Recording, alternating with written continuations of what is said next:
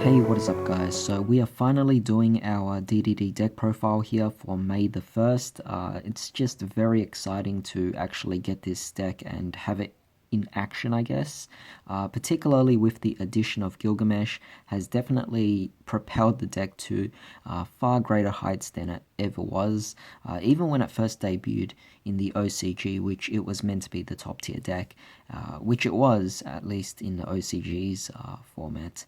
But then it just came out at the wrong time for us here in the TCG, and the deck has been struggling to obviously get up to terms with the rest of the meta.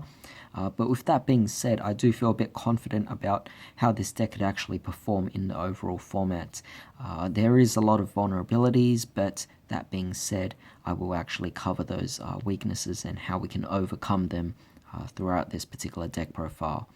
There is a few cards I'm missing, but I will mention them as they are definitely necessary for the deck itself. So with that being said, let's actually just get started right away. For monsters, we're obviously playing 3 copies here of Abyss Ragnarok. I don't really think I need any more explanation on this. It is one of the most key cards for the deck, and it is, at this point, it's become so important. Both the Pendulum effect and Monster effect is absolutely amazing, so you cannot play any less than 3. I'm still playing 2 copies of Thomas. Honestly, I am kind of thinking about cutting it out entirely, but for now I am okay with it still, simply because it is focused on just the rank 8 plays, and because of that it is kind of forcing you to adapt to one particular playstyle, reducing the flexibility of the deck. And I figured if I take it out of the deck completely, it might change up the flexibility, but at the same time it could also take away one of the most strongest plays you could potentially have with this particular deck. So for that, I was contemplating really hard about this particular card and whether or not I wanted to actually keep it in the deck. But that being said, for now I'll keep it at 2, but in future deck profiles I might actually change it up here. So yeah, just 2 copies will do, no need for any more than that. With that being said, we're playing 3 copies of Kepler, still the most important card obviously. It's a searcher, definitely have to play 3 copies of it. Speaking of 3 copies of a particular Pendulum card, we've actually increased the copy of Copernicus to 3 copies. It acts as the Foolish Burial for your Dark contracts as well as your DDs of course, and it is a level 4, which I guess it's not too important at the moment, but even so, you want to play 3 for the maximum consistency, and it definitely works well, even in the case of Pendulum summoning, which doesn't come up that often. He is the scale 1 of the deck, which definitely gives a bit more availability for the Pendulum summoning capabilities. For the non-Pendulum monsters, we're playing 3 copies here of Swirl Slime, still our key card, pretty much the card that unbricks every single card in your hand, depending on which you might have. He's just such a great starter. Speaking of which, we're also playing 3 copies of Necro Slime. Now this card I actually bumped up. In fact, what I did was I took out Vice Typhon. I no longer play him in this particular build, and instead I increased Necro Slime to 3 copies, which means I'll be maxing him out. I'll give a bit more reason as we go later along the deck profile, but for now, he's part of consistency plays, and also I wanted him to be a bit more active in the graveyard. Like I said, I'll explain a bit later on why we're actually playing 3 copies and why we're not playing Vice Typhon anymore. But moving on, we are playing 3 copies of Lamia, still a very important card, and in this case, she is still one of the most important tuners of the deck, still very key, so you wouldn't play any less than 3 copies of her. Now, for a bit of a new addition to the deck, we are playing 2 copies here of DD Ghost. So let me actually explain about DD Ghost. This card, not too many people would actually recognize this for anyone who's just getting into the deck, because it's not a card that is commonly played in DDDs. However, that being said, I'm opting to play 2 copies of it, simply because I like the effect of when it gets sent to the graveyard, you can choose any of your DD monsters and send an additional copy from your deck to the graveyard. which is why I'm playing 3 copies of Necro Slime. You could really take full advantage of Necro Slime. The thing is this, if your opponent's going to banish off your Necro Slimes via their own card effects, then you lose a resource from your graveyard. However, if you have 2 of them because you use Ghost's effect sometime early in the game, your opponent will have to obviously work harder to get rid of your resources. And I always want to have active resources in the graveyard and something to ditch. Whereas if I played 2 Necro Slimes and 1 Vice Typhon, DD Ghost wouldn't be as readily available. Same thing applies for the Copernicus as well. Playing 3 copies was definitely nice, as it always allowed me to have a target with DD Ghost to go with here. And with these cards here, even the ones that don't really have any grave effects can still be utilized in the grave, because we have different ways of recurring the cards back whenever we need to. So it is definitely quite nice here. Playing 2 DD Ghost, being that it is also a level 2 tuner, will come into play a bit later on as well. But with that being said, our last monster we're playing here is a new addition. This is Cursed Necrophilia. It's a brand new card. Well, it came out in Legendary Duelist Immortal Destiny, one of the more interesting cards, of course, that I think a lot of people have definitely forgotten, which is why I'm actually playing this card, as it might catch people off guard. So it must be special summoned by a card effect, and it cannot be normal summoned or set. But that being said, it is still a really great monster. You could target 3 of your banished Fiend monsters. That's all our DDD monsters, including our extra deck. You could special summon this card from your hand, and if you do, you shuffle those banished cards into your deck.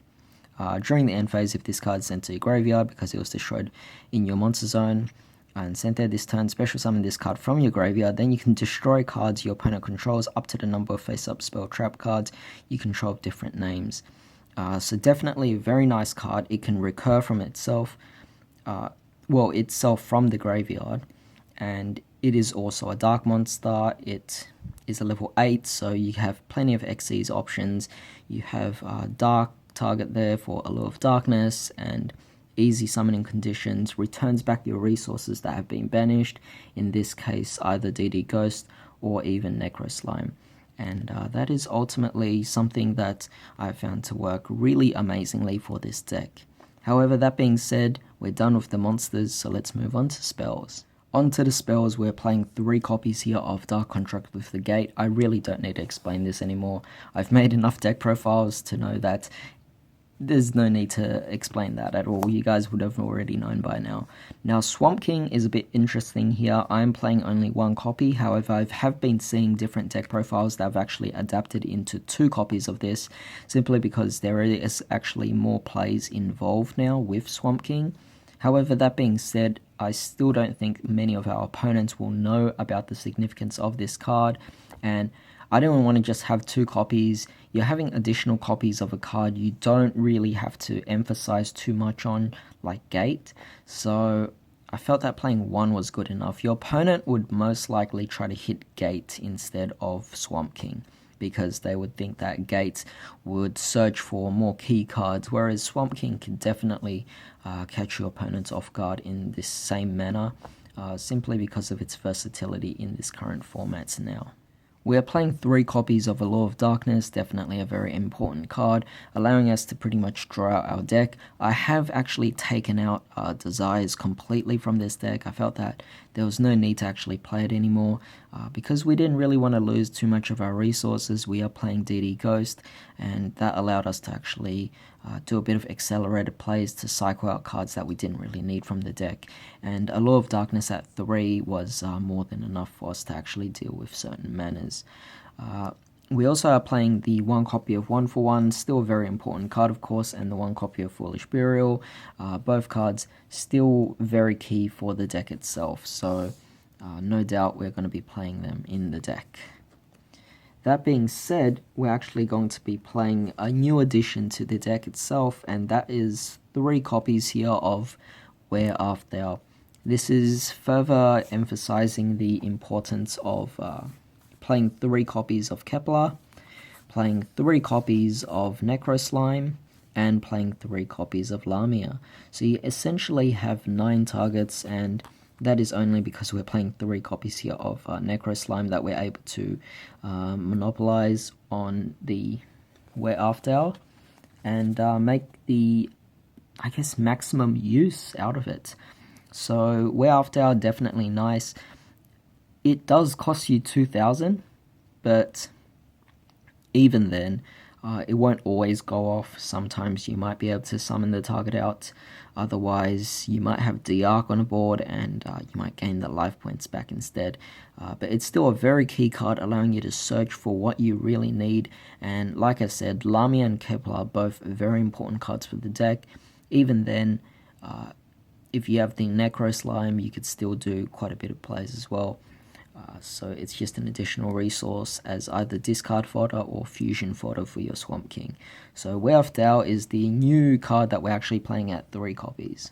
With that being said, we're playing 3 copies here of Caught by the Grave. Still a very important card. Kind of the vulnerability that I was explaining earlier about this particular deck is that it's easier for us to actually be stopped by hand traps. As a result, I had to play 3 copies of Caught by the Grave. I felt that it was very important to actually maximize the copies of it. Sadly, it's not a combo piece for the deck, but even so, it is still a great way to disrupt your opponents, and you do need a bit of protection for yourself. The final 2 cards we're playing for the deck is Monster Reborn.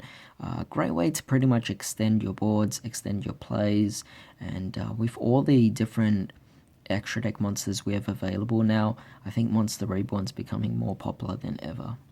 And the final card we're playing is Refusion. Pretty much another Monster Reborn, except bringing back your fusion monsters and allowing you to further extend your plays.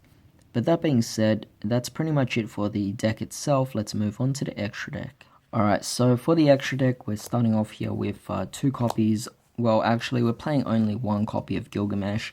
The other card is meant to be Halki Fibrax or Crystron Needle Fiber. But I just still don't have that card. I have to actually order that card online. You guys might have remembered when I opened up the boxes of Dual Overload, I unfortunately didn't pull any copies of Halki Fibrax, so I'm going to have to spend $50 just to buy a copy of that, but it is an essential card. It's very important, and to finally have Halki Fibrax, you could definitely do quite a bit of plays there, so definitely very amazing. But for now, the 2 copies of Gilgamesh will pretty much be what I'm having, but one of them will be taken out so that we could play our Halki Fibrax instead, and that will pretty much be the play itself there. I will make a combo video and test stand video to demonstrate Halki Fibrax as well as Gilgamesh in action, so do stay tuned for that. But for now, consider them 2 different cards, of course. The other Link monster we're playing is Master King Archfiend. Master King is still a very nice and important card, allowing you to just get 2 extra extenders on the board, but overall doesn't do too much else. Just allowing you to have more is okay, but I have actually thought about taking this out since we actually don't have too many restrictions anymore. But that being said, we still do want to have some certain setups, and I felt that Master King Archfiend would definitely work. I will tell you about a particular card I'm actually thinking about putting in later on. But moving on to XCs, we're playing the 1 copy here of Kali Yuga. I am not playing Titanic Galaxy. However, if you feel that you want to play Titanic Galaxy, then feel free to take out Kali Yuga and then put in a Titanic Galaxy instead, otherwise known as number 38. The other XCs monster we're playing here is Wave Hiking Caesar. This card is quite easy to get into now, and with Gilgamesh, it just definitely helps out really well. These are the only 2 XCs, but like I said, with Kali Yuga, just swap it out with number 38 if it's up to you. That's more of a preference thing. I just prefer Kali Yuga in this particular case because it locks out your entire opponent's board, giving you better OTK potential. Moving on to fusion monsters, we're playing 1 copy here of, I guess, Borreload Senior. This card pretty much is Borreload Dragon. It came out before Borreload Dragon. It has the effect of Borreload Dragon, and yeah, I mean, it's just really good. So why not play it? And it's kind of like the emphasis on the importance of Swamp King as well. So definitely a card that I'm very happy to bring back into the deck. Sorry about the glare there. We're playing the one copy of the High King Genghis, still a very important card. At this point, we don't need any explanation. He's still very important. Oracle King Diarch, definitely a very interesting choice, obviously. Some people have taken it out. I have no understanding why you would take out Oracle King Diarch. He's still such an important card, and well, she is still a very important card. Working with your Wear After to pretty much get things going. Otherwise, your Dark Contracts are enough for you to play Diarch. It's a level 7, allowing you to then further Synchro Climb. I mean, it's just a really amazing card. Why not play it? And it's also incredibly easy, requiring only 2 DD monsters. So with Necro Slime, you go for it, you get 28 beat stick, and sometimes you get into that clutch game and you just need something to deal the final damage onto your opponent, and Diarch is just so easy to bring out. And of course, we're playing 2 copies here of the regular small Genghis, I guess. Still a very great card. Obviously, they both will go into your Wave High King Caesar, and they are incredibly easy to bring out as well, so you definitely don't have to worry about anything there. But yeah, that's pretty much it for the fusions, so let's move on to the Synchro monsters. Let's go in a particular order here. We're playing the 1 Crystal Wing because we could still go into the Crystal Wing. We are playing the 1 copy of Siegfried because, like I said, with Diarch you could easily Synchro Climb into Siegfried. And we're playing the Alexander as well. However, 2 new additions I'm adding to the deck here is I am playing Formula Synchron, and I'm also playing the Satellite Warrior. These 2 particular cards will be comboing off with the Hauki Fibrax. Like I said, Hauki Fibrax has become very important. Basically, during your opponent's turn, you could pretty much just go into your Satellite Warrior via the effect of Hauki Fibrax to bring out the Formula Synchron, and you also get the additional draw as well, which is ultimately very nice. But that is the essential extra deck itself here. You have 3 links, 2 XEs, 5 fusions, and 5 synchro monsters. Now, like I said earlier, with the Master King Archfiend, I had considered actually removing it from the deck to put in, I guess, alternatives. In this case, you guys might be wondering, where is Odd Eye's Meteor Burst Dragon? Well, that was kind of the thing I was thinking. I was thinking, or I guess contemplating whether or not I should choose Master King Archfiend or the Meteor Burst. In this case, you have the choice between those 2. That is definitely an option. Otherwise, you could also play your FA Dawn Dragstar as an additional monster to help negate the opponent's board. Though, with that, it doesn't come up as often. And otherwise, your final choice would be to play Borreload's Savage Dragon because you have plenty of link monsters to go for to attach to himself. Otherwise, together with Crystal Wing, you produce really amazing plays. But that's pretty much it for this DDD deck profile, so I hope you guys enjoyed this. Do stay tuned for test hands and combos. I hope you guys have a great day. I'll see you next time.